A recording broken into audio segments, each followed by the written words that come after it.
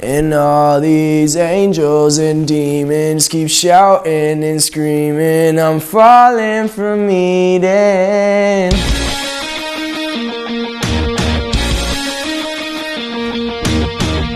Angels and Demons is what made me who I am right now. It was the pivot. It was the opportunity God gave me and so many millions of fans to really showcase the energy and the talent I can bring to the music industry. So let's get into the backstory. Let me set the scene.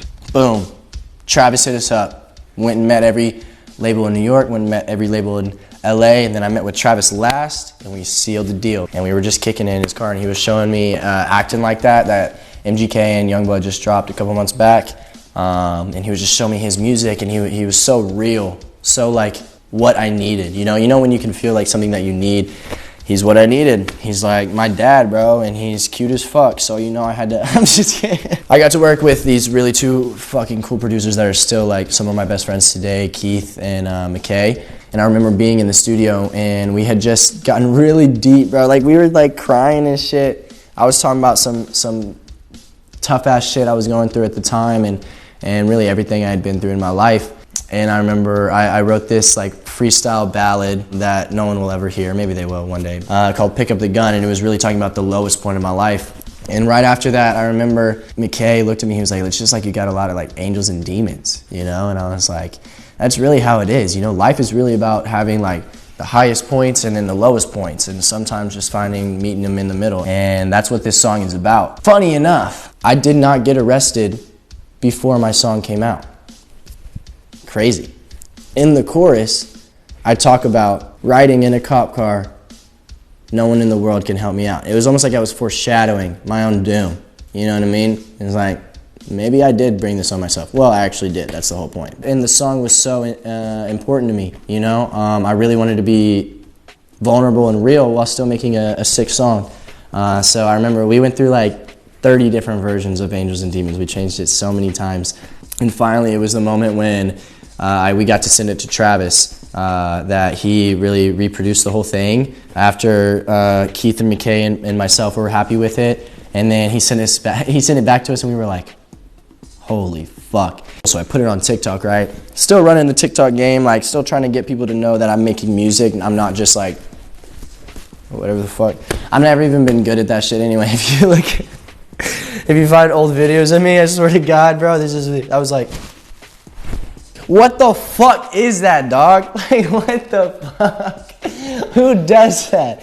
Shout out all my friends, like they really like ran with that shit. It just started blowing up. I think now it has over like 140,000 videos made to that song. That type of energy I had never had before in my music. Comatose was doing really, really well, but Angels and Demons was just something different. It was my baby. I was pumped off rip, right? I didn't have anything. I had Travis, and he believed in me, and that's all that I needed. Like, Travis was my man.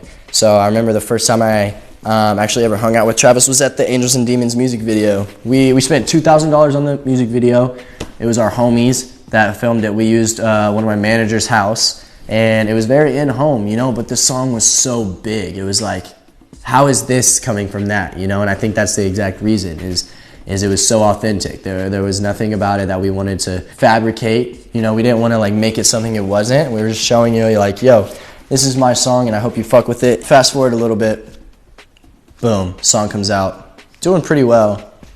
And I don't know how much I'm going to touch on this in this series, because there's a lot of other cool opportunities I get to talk about. But as you all know, and everyone's aware, I got arrested in Texas, right? I don't know if it was like maybe like 2 weeks, like a month after I released this song. It was literally like a week. It was like a week.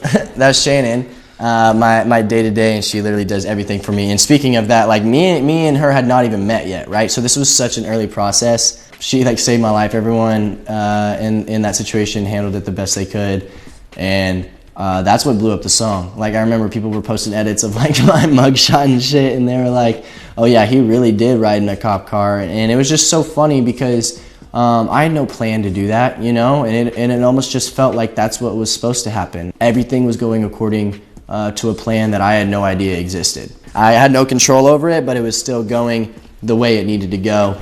So I was just kind of trusting and holding on to faith and letting moments be moments, and it was the best thing that could have ever happened. This is what I can make it, and that's what I did with Angels and Demon. I put it on TikTok, I told my friends about it, and I just let it be what it needed to be, and that gave me a lot of lessons. It gave me a lot of hope for my upcoming music, and I will always be wait, I don't know. That was stupid. I will always be an angel and a demon. That's what I was going to say.